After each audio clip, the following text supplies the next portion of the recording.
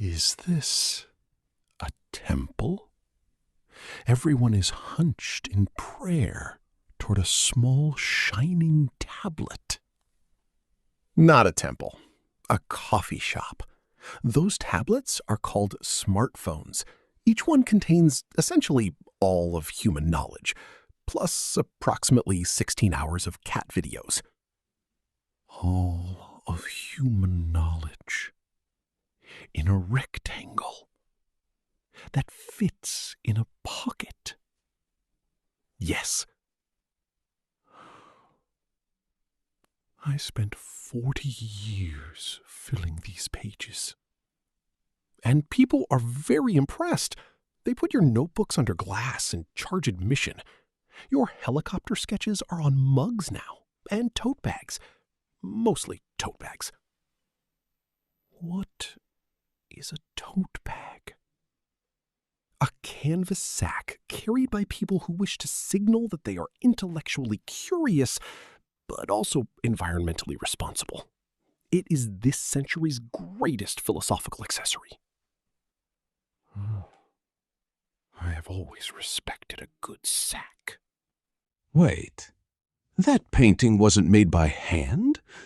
Not by blood, patience, or 3 consecutive emotional breakdowns over color balance? Artificial intelligence. You ask a machine to paint, and it does. No sleep, no ego, no dramatic artist suffering. Very efficient. 3 seconds? The Mona Lisa smile took me 12 years to perfect. 12 years of observation, anatomy, revision, and mild obsession. Yes, but can your smile generate 12,000 memes and a personality disorder diagnosis on social media? What is a meme? A unit of cultural meaning, a small image, often ironic, frequently absurd, occasionally profound. Richard Dawkins coined the term, but the internet weaponized it beyond all theoretical prediction. This machine has learned the grammar of beauty without ever feeling it. It knows the rules of light, but has never stood before a window at dawn, wondering what light means. A very poetic concern. Also, technically, the machine has no subjective experience, no qualia, and arguably no understanding. Yet its output is indistinguishable from craft. This is either a miracle or a crisis. Philosophers are currently arguing, loudly, on podcasts. Then the machine has mastered the shadow of genius.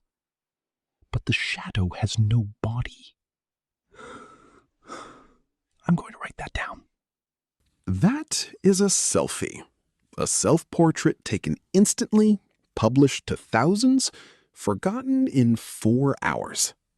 A self-portrait in seconds? I spent months on mine. And I was considerably more handsome. In this era, fame is no longer a consequence of achievement. It is a product. One can become globally known for dancing on a screen, for owning an unusually large cat, or for reacting expressively to other people's content. I designed flying machines, mapped the human nervous system, painted the Last Supper, and sculpted for the Duke of Milan. What does one receive for this today? A Wikipedia page, several documentaries, and the honor of being the default answer when someone wants to seem smart at a dinner party. I am a dinner party answer. The most impressive kind. People say your name and immediately feel 15% more intelligent. I am in the same category. Also, the equation E equals MC squared appears on approximately 900,000 t-shirts worldwide, mostly worn by people who cannot define mass. So genius has become decoration? Very fashionable decoration. We're on mugs, tote bags, phone cases, and inspirational posters in dentist offices. Imagination is more important than knowledge. I said that. It is now printed above a photograph of a sunset. I did not ask for the sunset. This is the greatest indignity. Not death. The motivational poster. You know, in my time, they called me a scientist, but I played violin. I imagined riding a beam of light before I ever wrote an equation. The image came before the mathematics. And in my time, they called me a painter, but I dissected 30 corpses to understand the shoulder joint. I was not painting the body. I was interrogating it. So we're both misclassified. Always. The categories were invented by people less uncomfortable with ambiguity than we were. Today they have a term for what we did. They call it interdisciplinary. Universities offer degrees in it.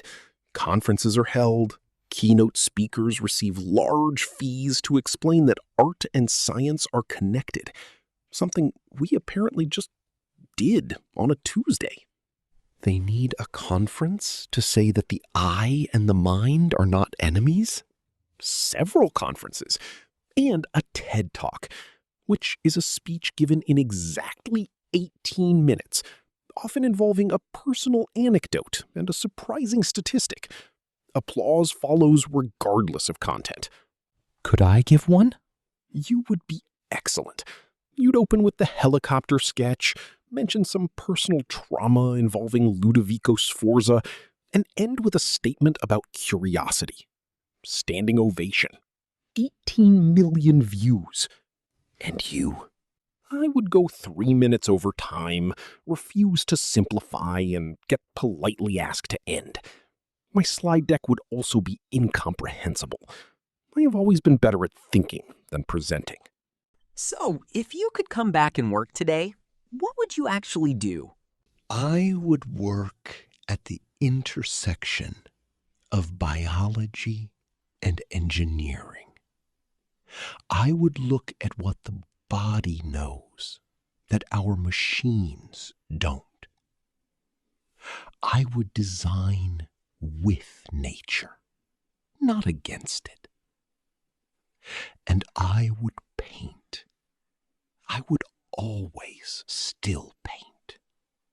I would work on what I failed to finish. A unified theory. I spent the last 30 years of my life on it and arrived nowhere. Perhaps with today's tools, quantum computing, gravitational wave data, perhaps. Or perhaps the universe is simply having the last laugh. You believe the universe laughs? I believe it is deeply subtle. Whether subtlety and humor are the same thing is a philosophical question I leave to you. I think the universe is an artist who does not explain his work. He just leaves it and watches to see if we understand. Then we are both his most persistent viewers. Should we order another? Definitely. Time moves strangely in coffee shops. I would know.